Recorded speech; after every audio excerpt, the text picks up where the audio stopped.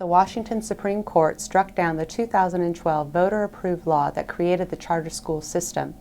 This left 1,300 charter school kids and their families wondering where they would go to school next year.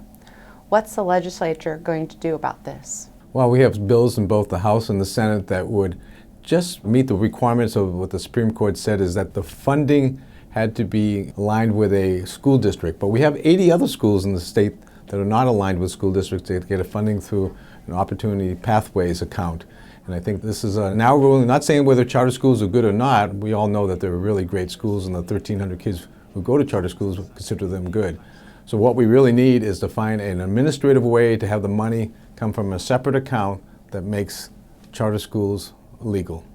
What are the next steps for McCleary? McCleary right now, the question is whether we fully fund schools, and a lot of people say we have more funding than we've ever had before. But one of the requirements is that a lot of people don't realize is the inequities between the funding. Right now we rely on property taxes to fund not only at the state level, but at the local level. And at the local level we have huge inequities. 5, 10, 20 times as much property per student to the richest school district to the poorest school district. So what we're looking now is for levy reform to make the system more equitable across the state. Recently there has been a call for the repeal of a rule put in place by the Washington State Human Rights Commission requiring public facilities and private businesses to open their restrooms to both men and women. What's happening in the legislature on this? Well, we're working to narrow that ruling down to something that's more common sense. The facilities should decide who gets to use their bathrooms, their locker rooms.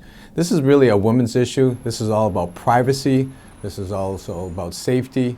And I think not only was the Human Rights Commission ruling wrong, but they went so far as to put the onus on the business doing that ruling that they could be found legally liable for making the wrong decision or even questioning somebody's right to be in what should be a very private setting.